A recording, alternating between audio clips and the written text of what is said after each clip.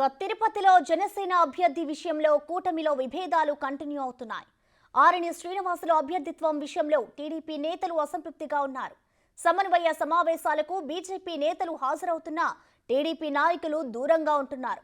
ఈ పరిస్థితుల్లో ఇవాళ మరో సమన్వయ సమావేశం ఏర్పాటు చేశారు. ఆరణి విషయంలో సహకరించేదే లేదని మాజీ ఎమ్మెల్యే సుగుణమ్మ చెప్పారు.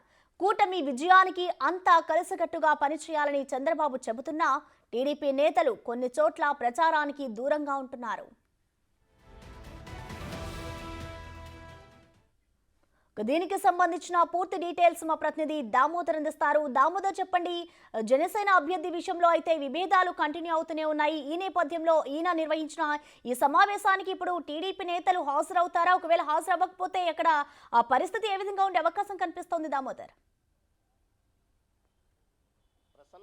తిరుపతి నియోజకవర్గానికి సంబంధించి జనసేనకు టికెట్ కేటాయించినప్పటి నుంచి టీడీపీలోనే మెజార్టీ వర్గం ప్రచారానికి దూరంగా ఉంది. దీంతోపాటు ఏదైతే జనసేనలోనే ఒక వర్గం కూడా దూరంగా ఉన్న పరిస్థితి. ఇప్పటికీ 4 సమన్వయ సమావేశాలు నిర్వహించారు. ఒకటి టీడీపీ పార్లమెంట్ అధ్యక్షుడు నరసింహ యాదవ్తో పాటు అదేవిధంగా బీజేపీ జనసేన సమన్వయ సమావేశాలు, అదేవిధంగా టీడీపీ క్లస్టర్ సమావేశాలు, టీడీపీ సమన్వయ కమిటీ సమావేశాలు, ఈ విధంగా 4-5 సమావేశాలు నిర్వహించినప్పటికీ పూర్తి స్థాయిలో జనసేన అభ్యర్థితో కలిసి తెలుగుదేశం పార్టీ శ్రేణులు రాని పరిస్థితి ఇక్కడ కనిపిస్తుంది. తాజాగా ఈరోజు కూడా మరోసారి సమావేశం ఏర్పాటు చేశారు.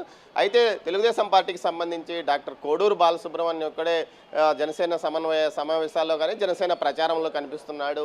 ఇతను టికెట్ ఆశించిన వారిలో ఇతను ఒక్కడున్నాడు. మిగతా ముగ్గురు ఏదైతే మాజీ ఎమ్మెల్యే సుగుణమ్మ ప్రస్తుతం తిరుపతి ఇన్ఛార్జిగా వ్యవహరిస్తున్నారో ఆమె కానీ, అదేవిధంగా జేబీ శ్రీనివాసులు కానీ, ఊకా విజయ్ కుమార్ వర్గాలు, మెజార్టీ వర్గాలు పార్టీకి ఏదైతే జనసేన అభ్యర్థి యొక్క ప్రచారానికి దూరంగా ఉన్న పరిస్థితి ఏర్పడింది. మరోవైపు ఏదైతే జనసేనలోని కిరణ్ రాయల్ వర్గం కూడా పార్టీ ప్రచారానికి దూరంగా ఉంది. మొత్తం మీద చూస్తే జనసేన అభ్యర్థి ఆరణి శ్రీనివాసులు పరిస్థితి ఒక అడుగు ముందుకు వేస్తే 3 అడుగులు వెనక్కి వేసినట్లు వ్యవహారం నడుస్తుంది. మొత్తం మీద ఈరోజు మరోసారి సమన్వయ కమిటీ సమావేశం పేరుతో సమావేశాన్ని ఏర్పాటు చేస్తున్నారు. టీడీపీలోనే క్లస్టర్ స్థాయి నుంచి మొత్తం నియోజకవర్గ స్థాయి నాయకులందరూ హాజరు కావాలని టీడీపీ పార్లమెంట్ అధ్యక్షుడు ఏదైతే ఉన్నాడో నరసింహ యాదవ్ ఒక ప్రకటన కూడా విడుదల చేశాడు. దీంతో పాటు అందరికీ తాను వ్యక్తిగతంగా ఫోన్లు కూడా చేశాను, సమావేశానికి ఖచ్చితంగా హాజరు కావాలని రమ్మని కోరానని కూడా చెప్తున్నాడు. మరోవైపు జనసేన కూడా ఈరోజు సమావేశం మీద ఆశాభావంగా ఉంది. ముఖ్యంగా ఈ సమావేశానికి అందరూ హాజరవుతారు.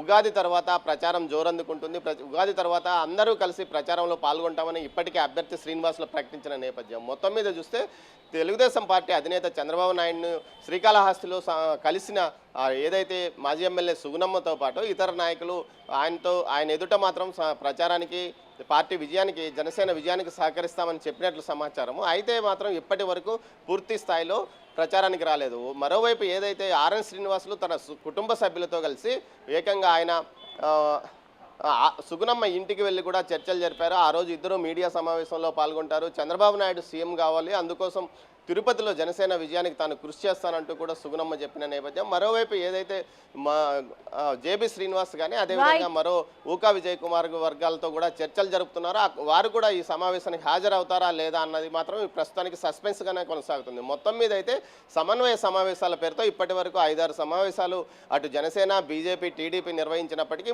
ఏదైతే ప్రచారానికి కీలకంగా ఉన్న నేతలు మాత్రం హాజరు కావడం లేదు. ప్రసన్న. Thank you Damodar.